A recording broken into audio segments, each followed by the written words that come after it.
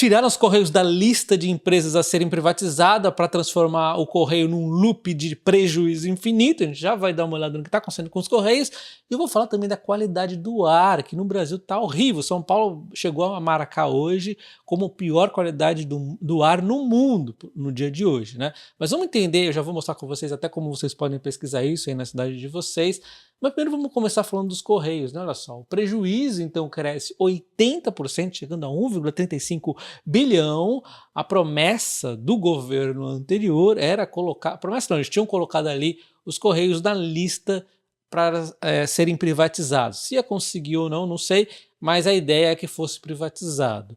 E aí chegou esse governo atual e tirou os Correios da lista de empresas a serem privatizadas, e a promessa era uma reformulação, que a empresa ia dar lucro, que ia fazer, que ia acontecer, ia ser a melhor empresa do mundo. O que acontece na prática é diferente.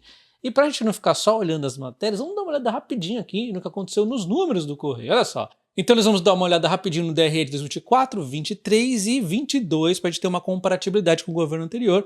Vamos pegar os 6 meses, que é o que nós temos agora, né? Então o que está acontecendo aqui é fácil. 2023 para 2024, a receita caiu um pouquinho, só que os custos dos produtos vendidos e serviços prestados subiu. Ora bolas, você está vendendo menos e está tendo maiores custos, é ineficiência, né? Como é que você quer atuar na logística sendo ineficiente, num setor tão difícil como esse, né? Bom, e a gente vê as despesas gerais e administrativas, onde a gente pode entender que tem muita companheirada aqui dentro. Bom, você vai olhar de um ano para o outro, você fala, não, mas peraí, tá quase igual, Dalton, não reclama. Só que você tem que comparar com o ano anterior, a gente já vai ver lá, né? Enquanto o prejuízo, aqui o lucro, aliás, o prejuízo, né, deu de 775 milhões negativos para 1,35 bilhões negativo, bilhão negativo, né? É singular ainda, só que vai chegar ao plural, porque ao fim do ano isso aqui vai passar de 2 bilhões, vai chegar próximo dos 3 talvez, né? Porque esse é o caminhar da coisa. A empresa diminui as receitas e aumenta os custos, ora bolas. Que empresa vai sustentar assim? Nenhuma, né? Quando a gente olha 2022, não que isso fosse maravilhoso, também era uma porcaria porque é estatal que nós estamos vendo. Estatal, sempre lixo, né? Só que era, vamos chamar, menos pior, né? Uma palavra que até tinha que entrar no vocabulário como normal, porque é muito comum aqui no Brasil as coisas serem menos piores que as outras. Isso aqui era menos pior, porque as despesas gerais administrativas, olha só, tinham aumentado, já era um mau sinal, de 1,5 para 1,677, isso aqui é um salto de 180 mil, mas beleza, ainda era uma despesa ali que é bem menor do que a despesa de hoje, né? Enquanto a receita era maior, 10 bi praticamente ali, e o custo do produto vendido era 7,9, o mesmo custo de produto vendido. As despesas aqui gerais administrativas, a companheirada era menor, então agora o custo é maior porque tem mais companheiro ali, né? E aí a empresa dava lucro, 800 milhões em 2021 e 384 em 2022. Só pelo fato dessa empresa iniciar um processo de privatização, se isso realmente começasse a acontecer, já ia melhorar esses custos e ela ia ser bem lucrativa. É uma empresa com potencial de lucro bom. A gente vê se, puxa, sendo estatal ela dava lucro antes, imagina se ela só de caminhar para ser privatizada já ia dar bons lucros, quando fosse privatizada ia dar lucros ainda maiores. Alguns vão se preocupar, mas é que tem a região X que não vai entregar se não for estatal. Cara, é só fazer uma privatização com regulamentação. O saneamento, o marco do saneamento não está aí para levar água para todo mundo. Só acontece isso porque tem um marco, uma regra para fazer isso. As empresas iriam perder as concessões se não fizessem isso. E ponto final. Então veio uma regulamentação para gerir o jogo ali, né? Então o que acontece é que enquanto não houvesse regulamentação, a água não chegava a quem devia, sendo estatal ou sendo privada, o povo as estatais se acomodam, porque o pessoal, né, não estou dizendo que todo mundo, tá? Tem um pessoal que trabalha em empresas estatais que realmente dão um sangue ali pela empresa, muitas vezes mais do que o pessoal de empresa privada, mas tem muito vagabundo, essa é a diferença. Tem vagabundo nas privadas? Tem. Eles duram quanto tempo? Pouquíssimo, eles são demitidos. Agora a empresa estatal, eles ficam lá rodando e rodando e rodando. Então essas vagabundagens aqui arrastam o nível da empresa para baixo, aí fica aquela companheirada toda, custos e custos e custos e falta de vontade. Esses dias, eu estava conversando com os membros agora, que esses dias eu comprei 2 potes para minha gata, compras em dias diferentes, porque eu estava querendo um pote que vedasse menor a entrada de ar, porque ela é cheia da história ali com as ração. Então, comprei os dois potes vieram quebrados. O correio não sabe nem prestar o serviço dele, veio quebrado. Eu tive que desistir. Eu falei, não, vou comprar presencialmente. Fui procurar, porque eu não sabia onde tinha, senão eu já teria feito na primeiro erro, né?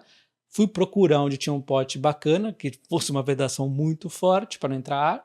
Aí achei e comprei presencialmente e eu levei. Porque o correio não consegue levar um produto do ponto A para o B, que é o core business deles. Eles não conseguem fazer, fazem errado e ainda tem prejuízo, né? É inadmissível. Então, resumindo, a solução era a privatização com uma regulamentação, como faz com as distribuidoras, por exemplo. Elas têm regulamentação para elas cumprirem ali. E aí agora estão até falando, puxa, tinha que melhorar, não sei o que. Beleza, então vamos melhorar, vamos fazer um acordo aqui, né?